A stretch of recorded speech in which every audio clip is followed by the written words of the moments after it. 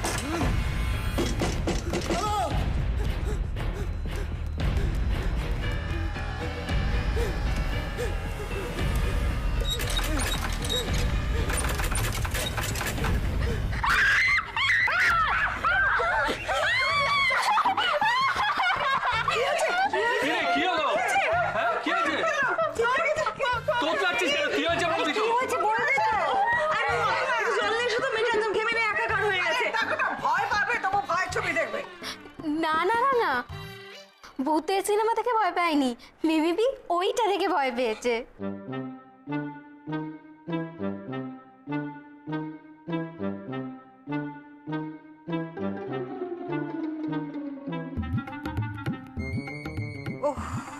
সত্যি ভাই এটা সামনে দোলাতে মিমি। তার মানে তোরাই ওকে ভয় দেখেছিস, তাই তো? হ্যাঁ রে, তোদের কি পড়াশোনা কিছু নেই না কি রে? হ্যাঁ, সারাদিন ধরে বদবুদ্ধি মাথায় কিলবিল করছে। এইভাবে ভয় দেখানো, হ্যাঁ মিমিপিকে? এমন মারবো না তোমাকে আমি, অসভ্য ছেলে।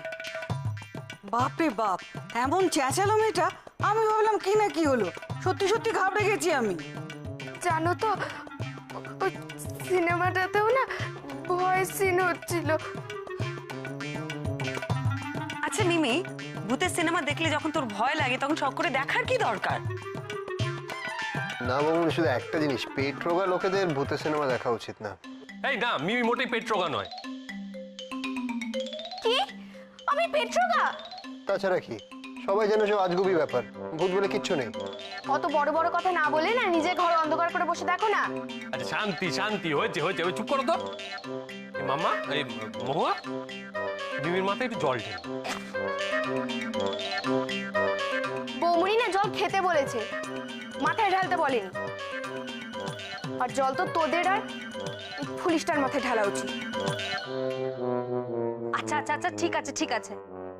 তা মিমির এখন আমাদেরকে দেখে একটু ভয়টা কমেছে তো? ভূতেও তো ভয় পাওয়ার কি আছে? কই, আমি তো ভূতে ভয় পাই না। তুই বোতাম, তুই তো ছাড়, তোর বাবা অব্দি ভূতে ভয় পায়। এই তো ভুল কথা বললি টাবলু, আমি ভূতে ভয় পাই না তো, আমি একজন শাকচুন্নিকে একটু একটু ভয় পাই।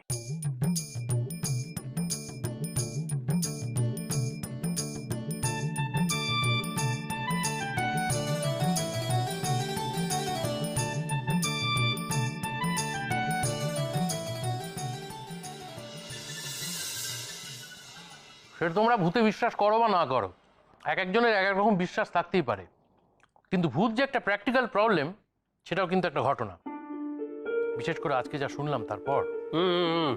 আরে তখন তো এই ইডিয়েটটার হাউমাউ চিৎকারের জন্য তোর ঘটনাটা শোনাই হলো না। কি বলছিলি জানো তুই ভূতের ব্যাপারে? সত্যি ভূতের গল্প? বলছি বলছি, সবাইকে বলছি। আমার অফিসের বন্ধু রজতেন্দু, ওর লাইফে ভূতটা একটা জ্যান্ত প্রবলেম হয়ে দাঁড়িয়েছে ইদানিং।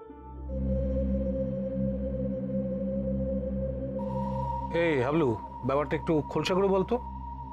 বলছি বাবা, কদিন ধরে কি দেখছি জানো, দেখছি রজতেন্দু অফিস টফিস ডুব দিচ্ছে, আর হন্যে হয়ে ওরা সকলে মিলে ভাড়া বাড়ি খুঁজছে। বাড়ি খুঁজছে কেন? ওদের নিজের বাড়ি নেই? না রে বৌদি, সেই জন্যই তো আমরা অবাক হয়েছিলাম। ওদের বিরাট বাড়ি, হাতিবাগানে, পুরনো বনেদি বাড়ি, কিন্তু ওয়েল মেনটেন। সেই লোক ওই অত বড় নিজেদের বাড়ি ছেড়ে ভাড়া বাড়ি খুঁজছে, এটা আমাদের কাছে একটু বাড়াবাড়ি মনে হয়েছিল, তাই ওকে জিজ্ঞেস করা হলো। ওই হুট করে জিজ্ঞেস করলে? হতেও তো পারে কোনো পার্সোনাল প্রবলেম। আরে তা না নন্দা, এতদিন ধরে ও শুধু বলছিল আমরা ভাড়া বাড়িতে উঠে যাব। আজকে সবাই মিলে যখন চেপে ধরলাম, তখন ও যা বললো তাতে বোঝা গেল ব্যাপারটা পিওর ভুতুরে কেস।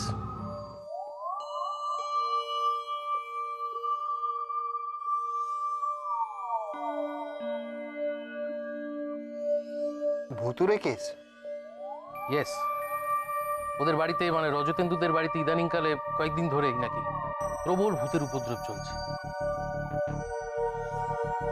না না ওর ব্যাপারটা কিন্তু ঠাট্টা নয়, ব্যাপারটা বেশ সিরিয়াস। রজতেন্দু, হ্যাঁ এবার মনে পড়েছে, তোমার এই বন্ধুরই বাবা তারপরে দাদা পরপর মারা গেলেন না? হ্যাঁ, কিন্তু এতদিন তো আমরা জানতাম যে ওরা নাকি হার্ট অ্যাটাকে মারা গেছে। আজকে রজতেন্দুকে চেপে ধরতে জানা গেল যে ওরা নাকি দুজনেই ভূতের ভরে মারা গেছে।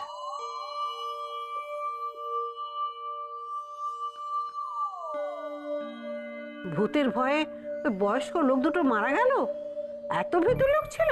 আরে বাবা, ভয় নয় ঠাম্মা, ভরে ভরে, ভূতের ভরে। ভূত ভর করেছিল? আচ্ছা, এইসব ভূত নিয়ে চর্চা রাত দুপুরে করতে হবে? হ্যাঁ, আর শুনতে দাও না ব্যাপারটা, বল।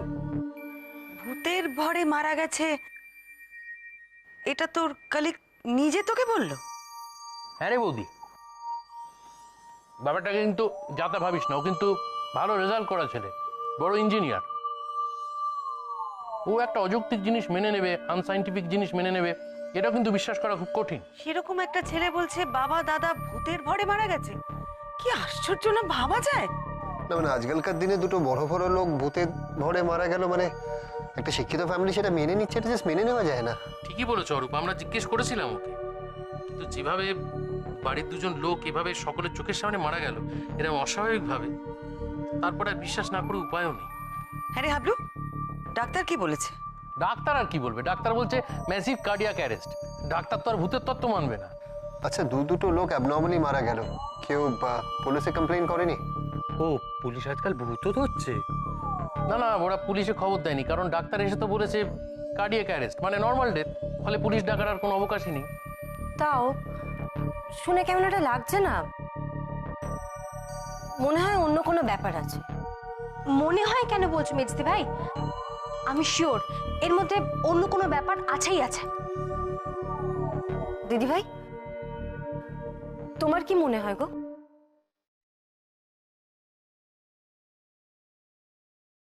বেচারা রজতেন্দু, ভূতের উপদ্রবে একেবারে নাজেহাল হয়ে গেছে ছেলেটা, মনমরা হয়ে থাকে সারাক্ষণ। ভূতের উপদ্রব মানে কি হয় ও বাড়িতে? বেচারা রজতেন্দু, ভূতের উপদ্রবে একেবারে নাজেহাল হয়ে গেছে ছেলেটা, মনমরা হয়ে থাকে সারাক্ষণ। ভূতের উপদ্রব মানে কি হয় ও বাড়িতে? বলছি ভূত, তখন রাত্রিবেলা সকলে ঘুমোচ্ছে, এমন সময় হঠাৎ ছাদে ধূপধাপ শব্দ। সবাই ছুটে গেল ছাদে, তোমার গিয়ে দেখছে কেউ নেই ছাদে। তারপর ধর জানলা দরজা দুমদাম বন্ধ হচ্ছে, অথচ বাইরে কোনো হাওয়া বাতাস নেই, এমনি এমনি বন্ধ হচ্ছে।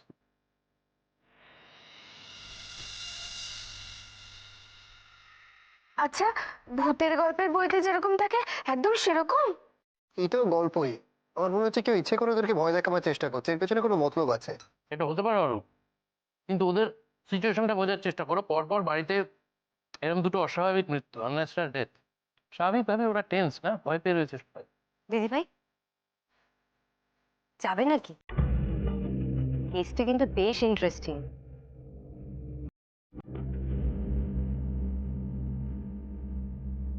ভূতের খোঁজে বড় রাখবো?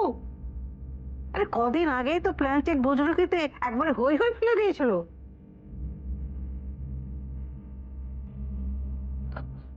না না নন্দা, সামনে বাড়িতে কত কাজ, এখন ওসব একদম মাথা নেওয়া যাবে না। শোনো বড় বৌমা, তুমি তোমার নিজের উদ্যোগে দুর্গাপুজো করবো ভেবেছো, এখন যদি তোমার দলবল নিয়ে এই ভূত ধরতে যাও তাহলে কিন্তু এদিককার কাজ কিচ্ছু হবে না। তুমি যদি ভেবে থাকো আমি করব, আমি কিন্তু এসব কিচ্ছু করব না। তোমার নিজের পুজো তোমাকে নিজেকে করতে হবে, না হলে কিন্তু ওই দশভূজা তার ছেলে মেয়েকে নিয়ে বাড়ির বাইরে দাঁড়িয়ে থাকবে। আমি কিন্তু তাদের বাড়িতে হয়তো ঢোকাতে পারবো না, ব্যাস। হ্যাঁ,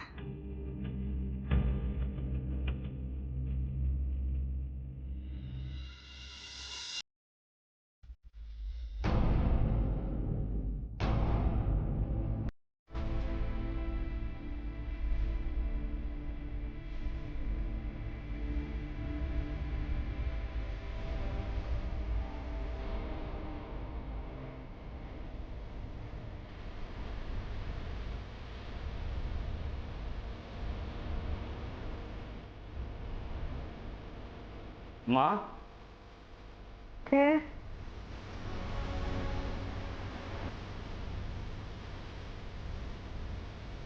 রজত, আয়।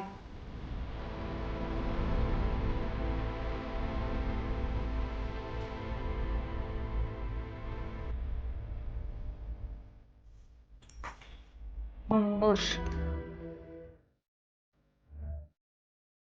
হ্যাঁ রে, খেয়েছিস কিছু? খেয়েছিস?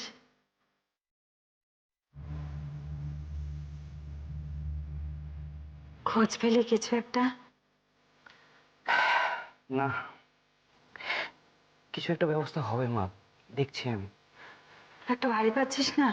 যেমন তেমন কিছু একটা বাড়ি? মা মা মা, যেমন তেমন হলে তো হবে না, আমাদের এতগুলো লোক, ওদের মতন সেরকম একটা বাড়ি যদি না হয় তাহলে তো মুশকিল। বুঝতে পারছি মুশকিল, কিন্তু একটা ব্যবস্থা যে তোকে করতেই হবে বাবা। একটু চেষ্টা কর, একটু চেষ্টা করলে কোথাও কিছু একটা ব্যবস্থা ঠিক করতে পারবি। এই এ বাড়িটা কেমন আমার বুকের উপরে চেপে বসছে। আমার আর একটা দিনও সহ্য হচ্ছে না। আমার তো দম বন্ধ হয়ে আসছে। প্রত্যেক দিন প্রত্যেকটা মুহূর্তে আমার দম বন্ধ হয়ে আসছে রজত। মা মা মা শোনো, দেখো না, আমি আমি আমি ঠিক একটা ব্যবস্থা করব, তুমি দেখে নিও।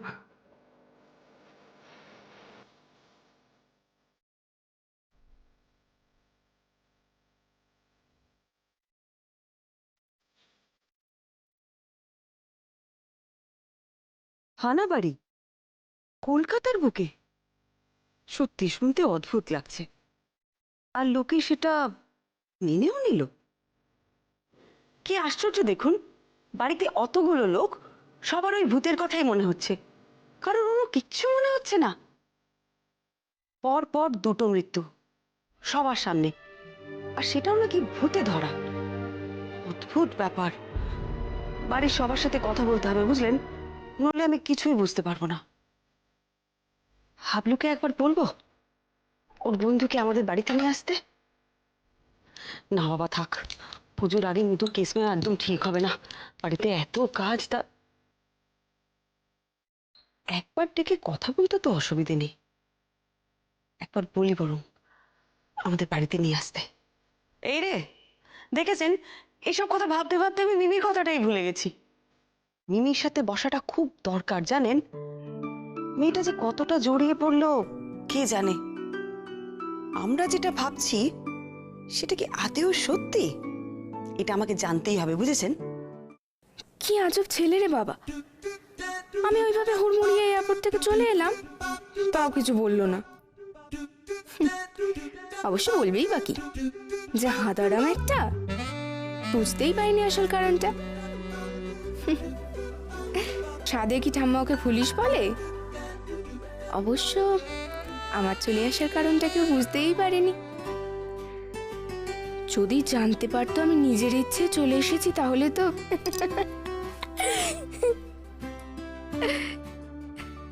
কি রে মিমি, একা একা হাসছিস কেন?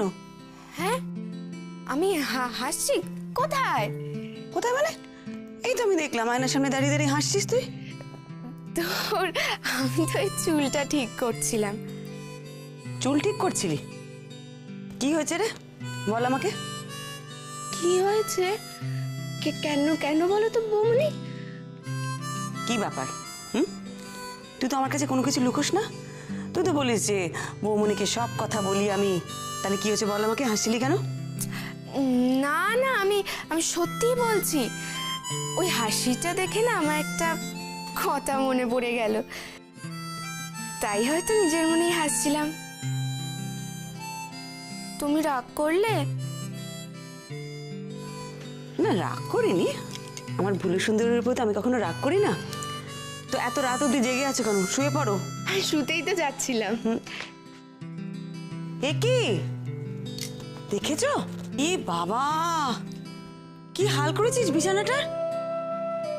জিনিসপত্র সব ছড়িয়ে রেখেছিস এইভাবে। উফ, সত্যি এর উপরে শুয়ে পড়তিস নাকি?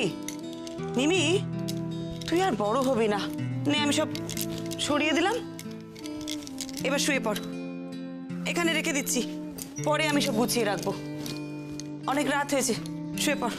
রবিবারের প্ল্যান কি বৌমনি? মানে রবিবারে বাড়িতে কি হচ্ছে? রবিবারে? কেন, রবিবারে কি আছে? ও হ্যাঁ, রোববার তো জরুরি মিটিং, সবার সাথে বসতে হবে, অনেক কিছু আলোচনা করতে হবে। মিটিং? কিসের?